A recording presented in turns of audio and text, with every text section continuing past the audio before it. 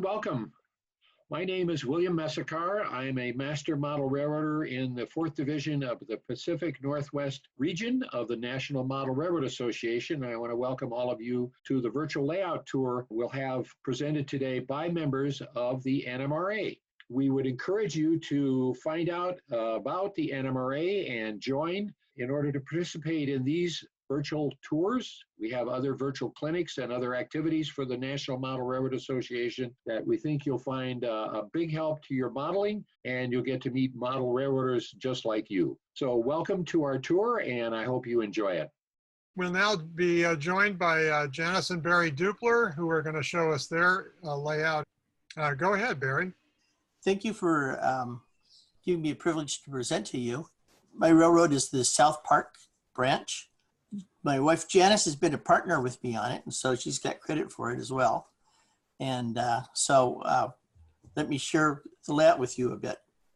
So the South Park branch, it's there's actually 2 railroads on the layout. One of them is a freelance branch of the Denver and Rio Grande Western narrow gauge route, and there's a standard gauge logging railroad. I started out planning on doing a Northwest logging railroad in standard gauge, but then I fell in love with the narrow gauge and decided to combine the 2 into a layout. The railroad is about 17 by 26 feet. All the visible track on the layout is all hand laid. My wife Janice cut all the ties for it, which was quite an effort, as you'll see when you see the trackage. And all the turnouts are scratch built or using fast track turnouts. I started the layout about 15 years ago. Maybe a little bit longer than that.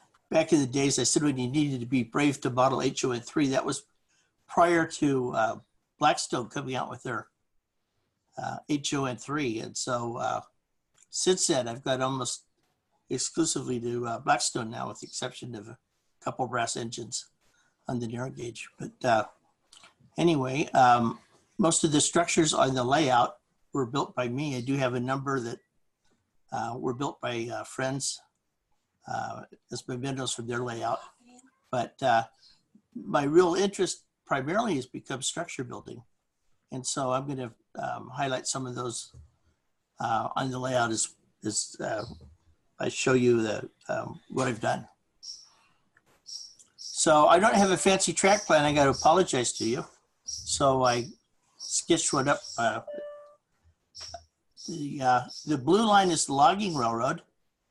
It's basically loop to loop. There's a sawmill that marks the high point of the layout, really, with a set of shops. And then the railroad climbs a helix up to an upper level. Originally, I was going to have a grade that went up there, but it turned out that it was too steep for my chaise to pull log train, so I put in a helix. The track comes to a logging area with another loop on it. So basically it's loop to loop. The narrow gauge railroad starts out here. This town is called Junction.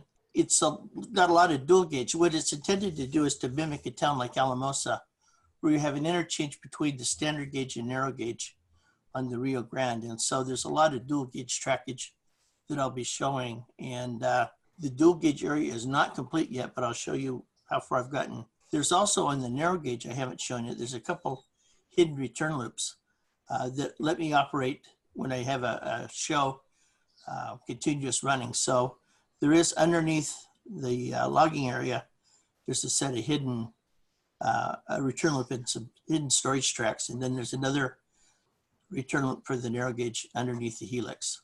But that's basically the track plan. When you come into the layout, the first city you come to really is called Junction City. And this is the interchange between the standard and narrow gauge railway. There's several areas in it. I've got a street scene. There's the sawmill, and then the logging shops and industrial area in the back. So what the plan is, I'm going to take you for a rail fed trip around the railroad. The excursion train I have here is courtesy of Jim Vail, who many of you might have known. When he passed away, they had an estate sale. I was able to purchase his excursion train. And so we're going to be using that to tour the layout today.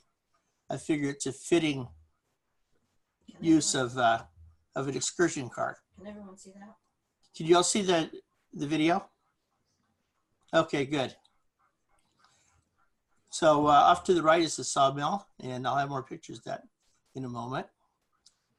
And we're going to stop in a minute and take a look at the log trains run by.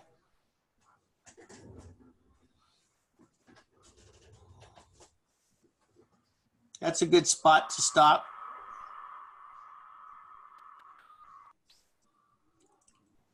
So we're just in time to see a string of empties headed up the hill. I got to apologize. I'm running a little fast for Shay, but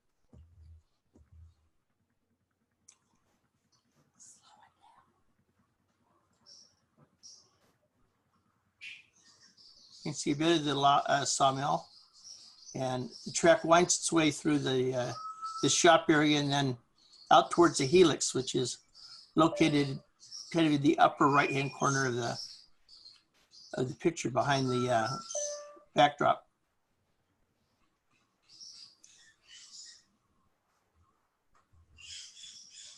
I was trying to do filming and run trains at the same time, and that doesn't always work very well.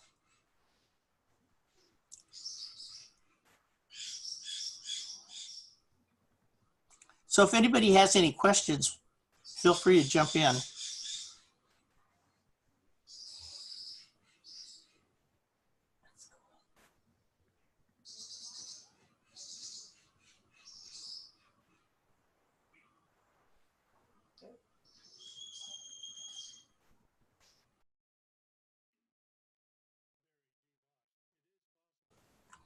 So it's kind of turned sideways, but this is some of the yard area that I've been doing in Junction City with some of the dual gauge.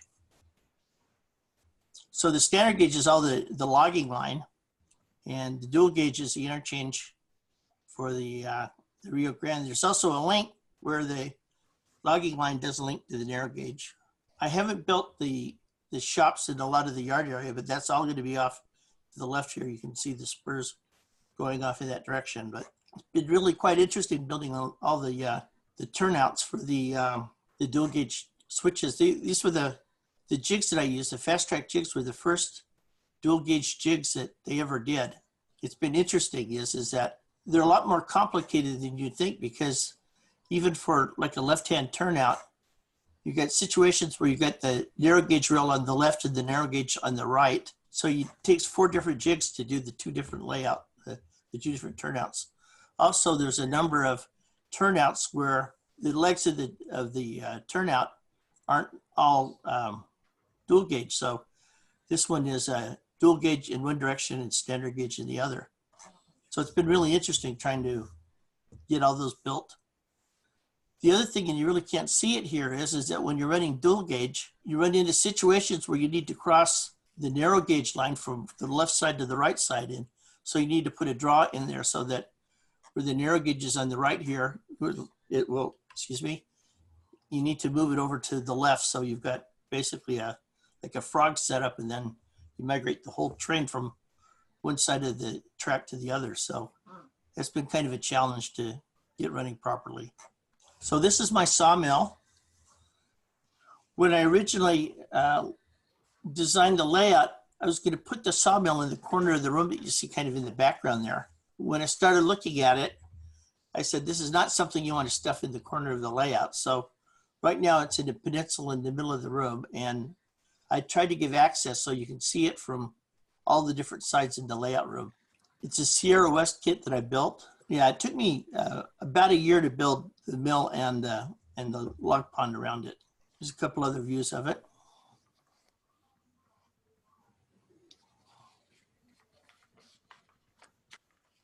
It was a very interesting kit. If any of you have ever built any of the Sierra West kits, they're a joy to build, and that's a really nice looking kit. I was very pleased the way it came out. Is that what your latest structure is?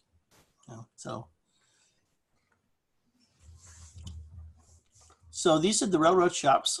What I wanted to mention, I'm calling my railroad, my logging railroad, Marcella lumber. My father at one time when he was still alive ran a couple businesses that he named after the kids. Marcella is my sister, and at one point he actually incorporated a company that he was going to try to run called Marcella Lumber, but he passed away before anything ever happened. So when I started building a lumber line, I decided I have to name it after the company that never came to be. But this is the shop area for the lumber railroad. Most of these are also Sierra West kits.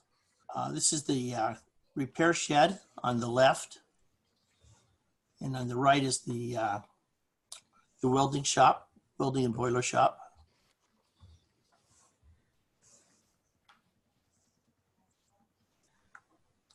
This is the engine house.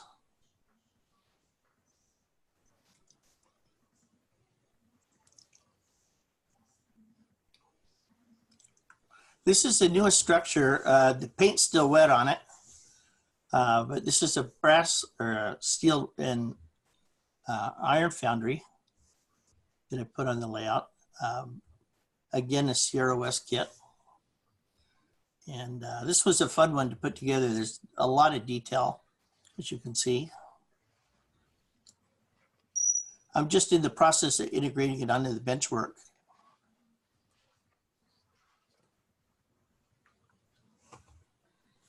Nice. Anyway, that's the latest edition. So you guys are the first ones to see it. I just, like I say, just recently completed it.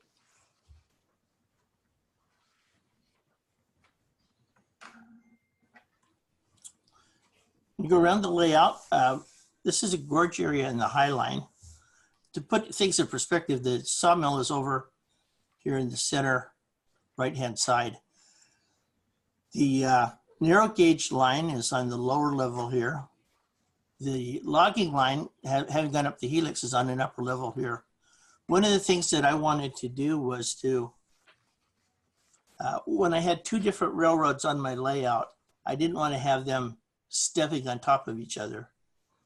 And so I tried to provide some visual separation between them. And normally when you view the layout, you wouldn't necessarily see the logging line on top. And so I'm providing vertical separation between the two so that if you want to focus on the logging line or you want to focus on the narrow gauge, you can basically see one and view one without being cluttered with the other railroad.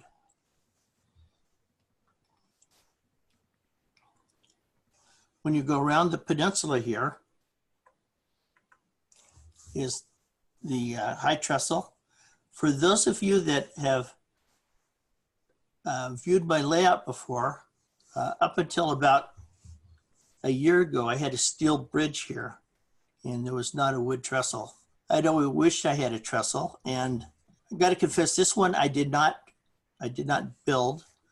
I was in Inside Gateway and he had some used trestles that were sitting there, and one of them had the exact length and radius of my steel bridge, and I said, I've got to put that in. So I went ahead and I put it in. I had to modify the bent work in order to get it to fit.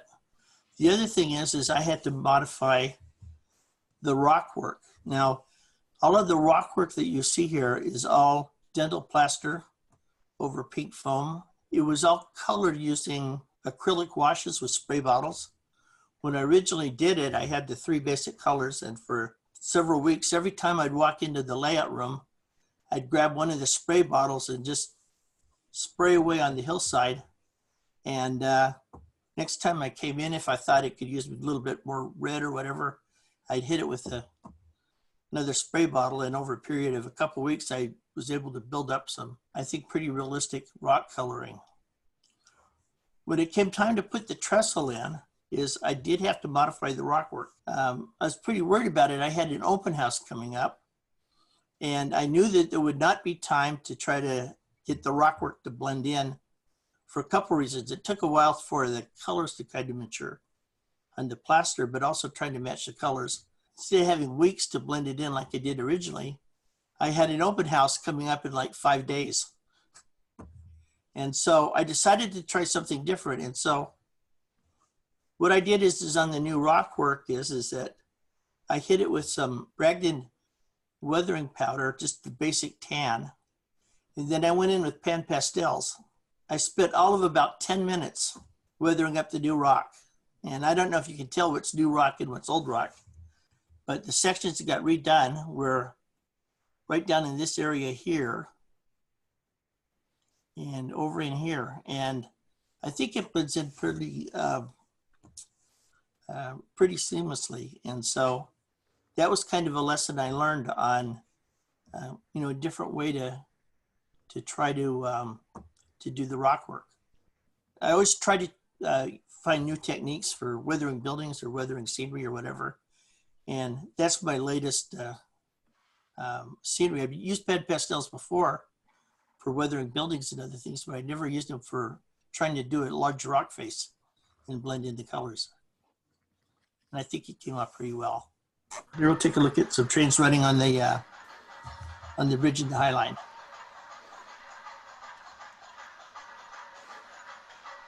As I said, if anybody has any questions, let me know, please.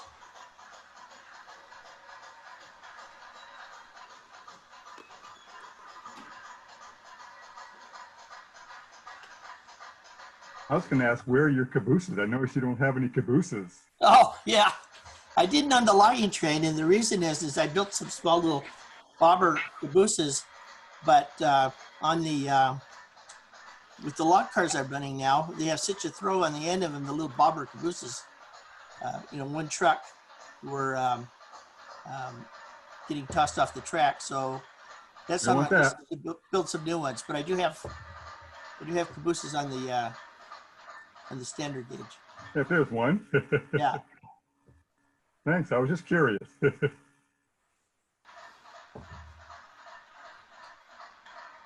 So this is the trestle. You can see there's another steel trestle off to the right.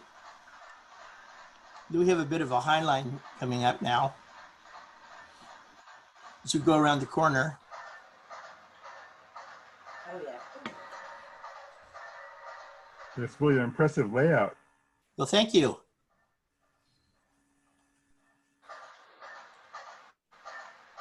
I had a guy come in for a layout tour and he took one look at that rock wall and he said, "You did that whole thing with the number 59 Bragdon mold, didn't you?"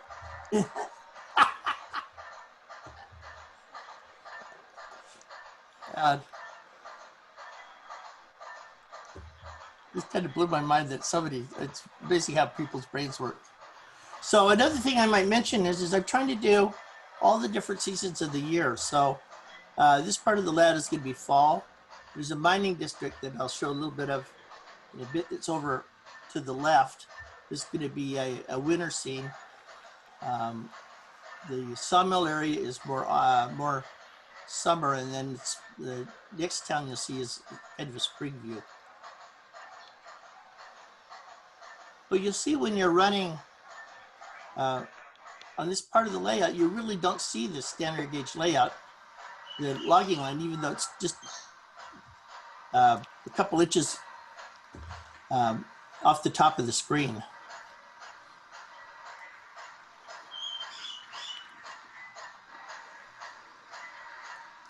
When I designed the layout, I wanted to have a lot of running area and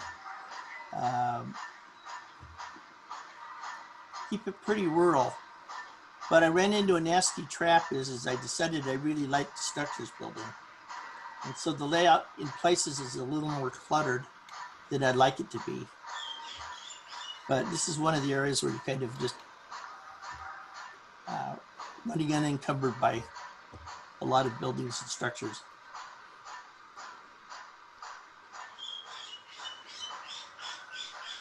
Barry, Jack, are you open for an AP visit? Absolutely. I've thought about it, but I've been wavering on it, but right now I'm kind of in the mood to do it, so I would love to do one. Okay, let me see if I can get Dee and a couple others. Okay.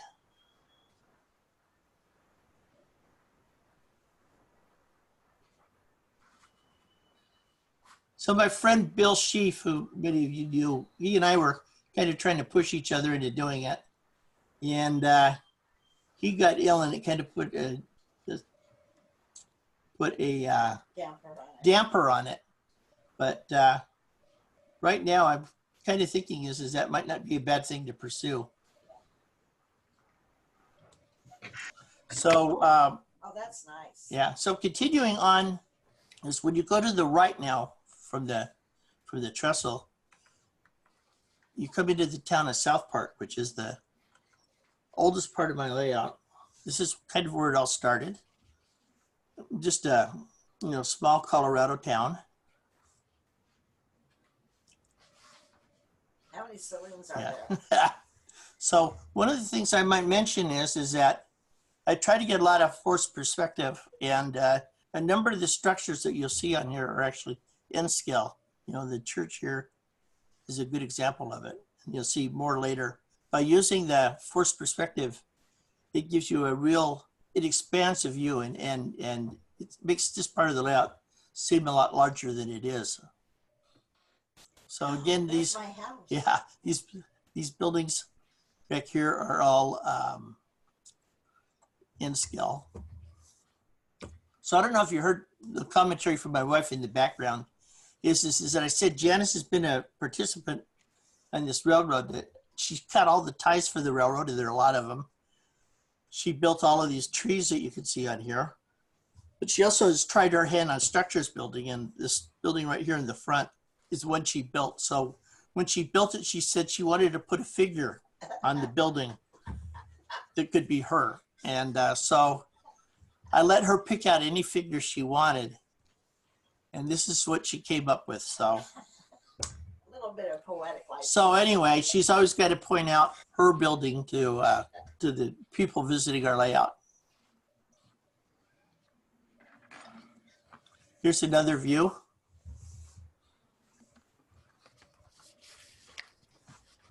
A couple of these pictures, I don't know if you've ever tried it, but you cannot get this view when you look at my railroad, or this view, for example.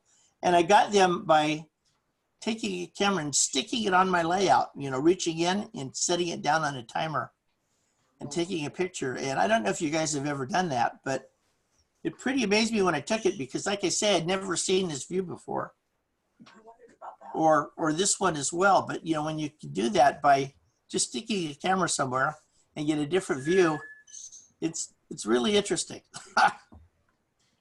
So another project that I'm been working on lately is putting in a roundhouse. I had provisions here on one, but I hadn't never put one together. So I've been building this. The basic roundhouse I'm doing, the walls were done by Monster Model Works. I don't know if it's been discussed in any of these meetings. It's a company that came out with basically, it's the first guy to do laser cut brick and laser cut stonework. Interesting kits. The company went in, about 3 years ago, closed, but he's just reopened and he's reissuing everything. But he had the Durango Roundhouse, but he only did the outside walls of it and didn't do any of the interior structure or anything. So I've had to scratch build all that. That's also been very interesting, is trying to work out all the geometry just given a set of 4 walls. But anyway, here's the roundhouse in progress in the turntable for South Park. The area behind it, if any of you have seen the layout before, there was a mountain there and a tunnel. And I may put that back in, but I had to take it out when I put the roundhouse in. And I've been debating extending the town to that part of the layout and trying to come up with like a creek and a stream with some buildings in front of it. So I've got these kind of sitting there notionally right now, trying to decide how I want to do that. As I said, my layout's losing a lot of its rural character because I've got an addiction to kit building now, structure building. So we need to find new opportunities for real estate development. So this is South Park, and our excursion train is going to pull in and do some train watching. That little building right there in the middle of the layout was done by J.J. Johnson. As I said, there are a couple kits and buildings in here that came from my friends' layouts and stuff. I like to have pleasant memories for my friends on my layout. So there are several that, and that's one of them that I can't take credit for. So we're going to stop here. It's a nice spot where we can watch some trains go by.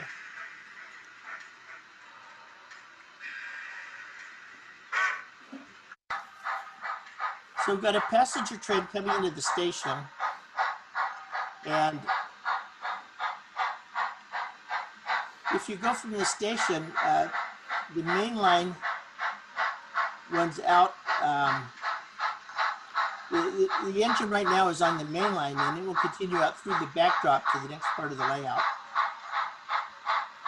The tracks on the lower level that go through town are actually part of the hidden return loop.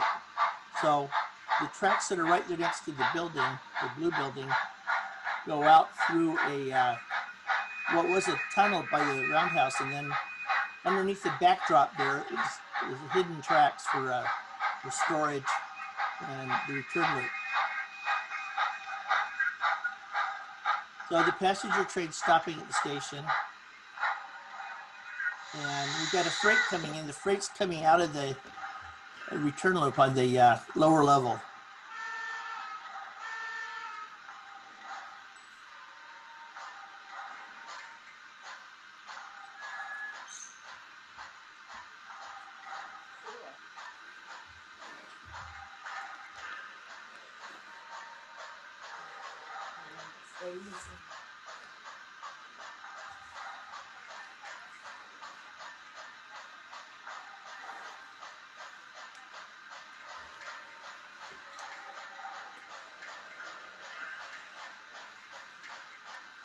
So this guy's got a caboose too, for the record.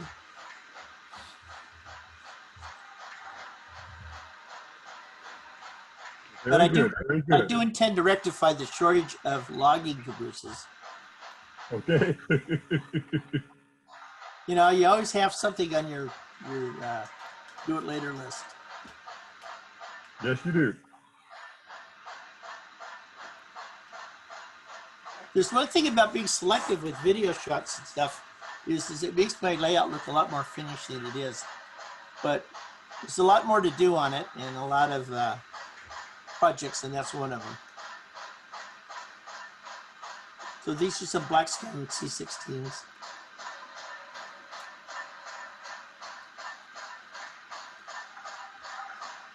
As I say, they've made HOn3 a lot easier than it was. I first started out, I was struggling with a bunch of old brass engines that were cranky and a lot of running stock that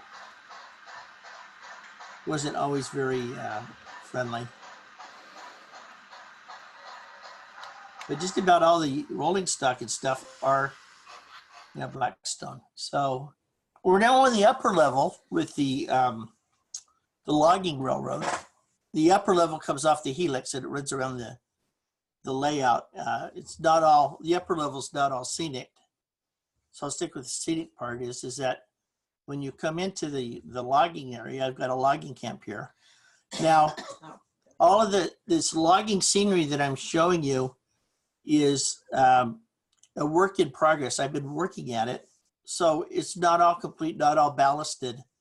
I've been playing around with it. So it's a work in progress, and I'll show a little bit more of that in a moment. But this is the logging camp.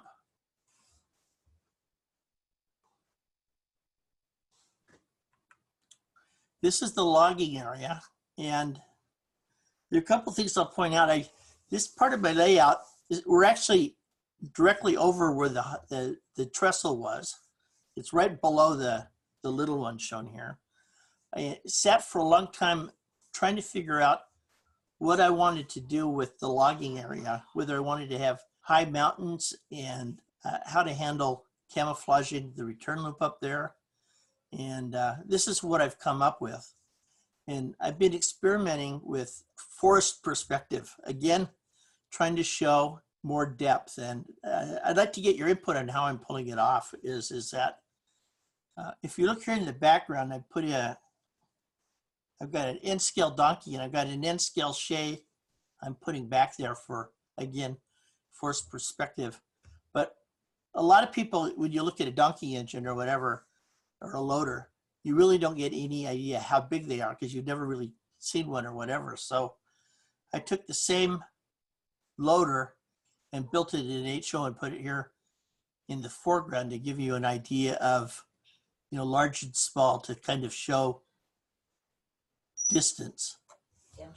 Also in the background here, these hills are not a painted backdrop. That's actually 3D. It's foam with a plaster cloth on it.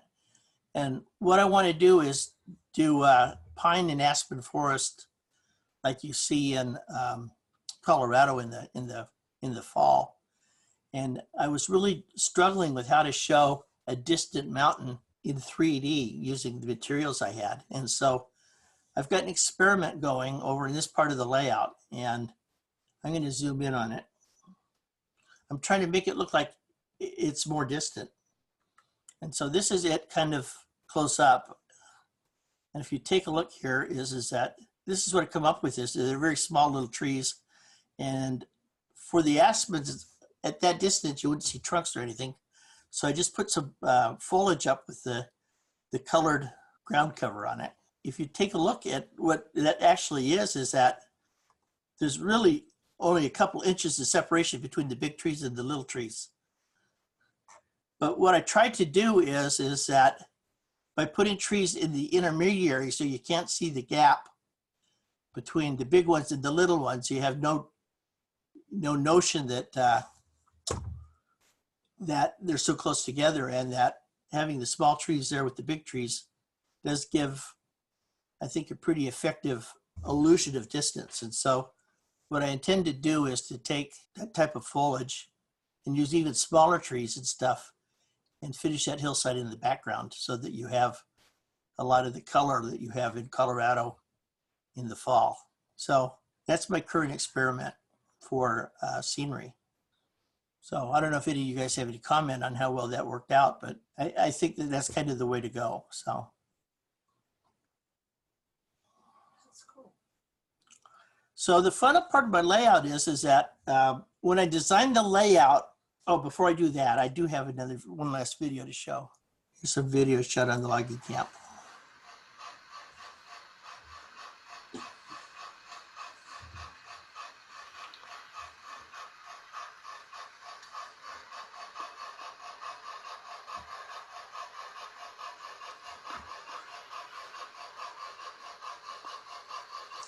I shot this last night and I did a very good job of centering up the camera.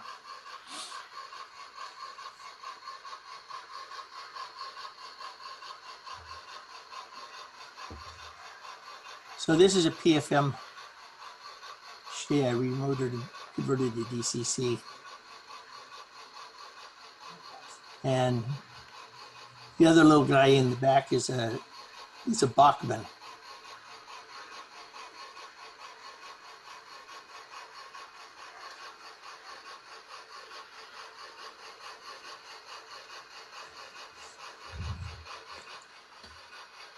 So again, we're sitting right over that high trestle, but you've got that vertical separation with the narrow gauge. And the rockwork and stuff all blend together, but because of the vertical different distance between them is that they really don't step on each other, I think, visually.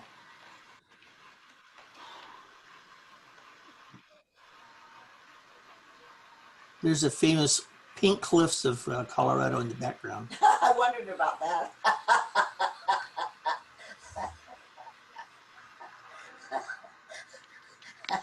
So as I said, that this is kind of the layout as I had it designed, but when I started building it, I got this real structures craving. And so what happened is that I decided I needed a city for my buildings.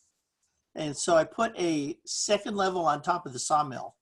I don't know if you saw those posts sticking up, but there's no track up there or anything. And so right now it's a warehouse for my buildings.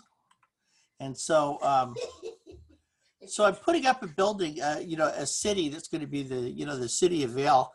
I don't really know if there's going to be a lot of trackage up there. There's going to be some, but it's mainly just going to be to have an urban area to show off some of the other kits. The one building in the white one in the foreground there, I'll mention, is a building that came off of Jim Vail's layout. It's one that he scratch built. And I got pretty friendly with him, and we talked a number of times. And so I've kind of decided that Vail would be a good name for my town for right now. So, but anyway, there will be an urban area up on the upper level, and also a large refinery. So that's an area yet to come. So I have one more picture here that I'll show that's kind of a fun one. Is that Oh, that's cool. I had an acquaintance come in from Australia for the narrow gauge convention named Laurie McLean. And I don't know if you guys ever met him, but he had a little railroad movie car here that he was doing for making guest appearances on people's railroads. So anyway, my railroad has become the scene of the filming of the latest railroad thriller, courtesy of Laurie. So That's cool. this is Madam Lash, one of the characters of his layout, and the film crew filming on the railroad. This was done during the narrow gauge convention in 2012. So anyway, that's the last picture I have to show. If any of you guys have any questions, feel free. Hey, Barry, this is Alex Brickoff. Yes. Hey, I just wanted to tell you that you got one incredible layout. It's just beautiful. Well, thank you. And I was going to ask you also, do you ever have operating sessions? I haven't got that far yet, but I'd like to. One of the things that I've tried to do is put in a number of sightings and stuff. Also, wherever I've put in like an industry, where I have a logging area, I have a sawmill.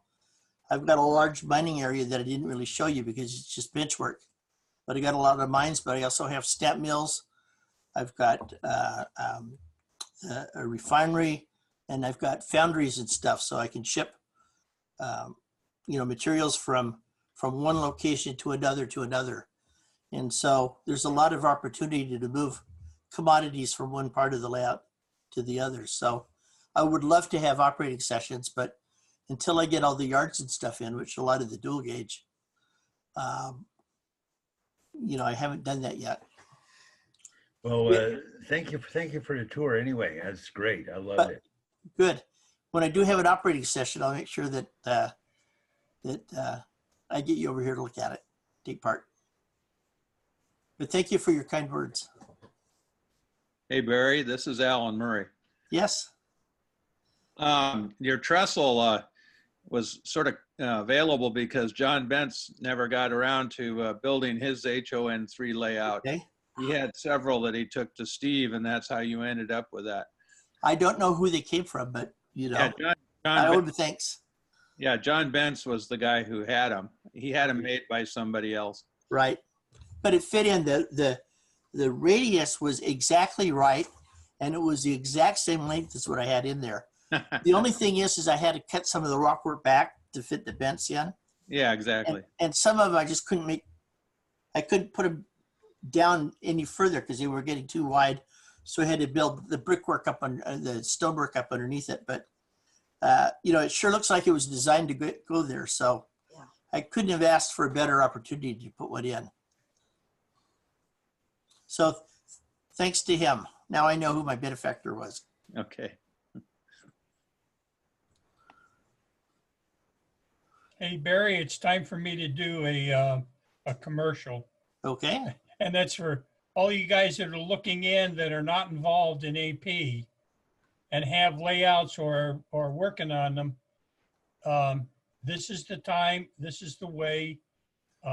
Give us a holler, let us come visit. I'll take that opportunity to put a commercial in as well. Is I don't know how many of you guys have looked at getting into HOn3.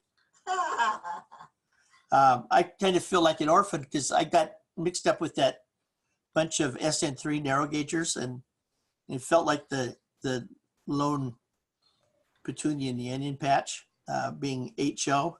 But I know there's a lot more HO guys out there that aren't part of the narrow gauge group. But we're looking to expand the ranks of HOn3. They're trying to get a HOn3 modular group going for the narrow gauge convention coming up in a couple of years. So if any of you are interested in dabbling in HO narrow gauge, feel free to give me a call and I would be happy to help you out. Well, anyway, thank you everybody for letting me share my layout with you. And it's always nice to let new people see it. And I've got some really nice comments, so I appreciate it. And thank you, Burr, for giving me the opportunity. Thanks, Barry. That was a terrific layout tour. And you'll be able to watch this in the future on our 4D PNR YouTube channel. Hello again. This is another reminder that this virtual layout tour has been brought to you by members of the 4th Division of the Pacific Northwest region of the National Model Railroad Association. And we hope you've enjoyed it. And we want to encourage you to, again, find out about the NMRA online. Both PNR and NMRA have an excellent website where you can get information about joining and participating in this and other activities like our clinics that are held all over the region. So thank you for joining us today and wish you great modeling.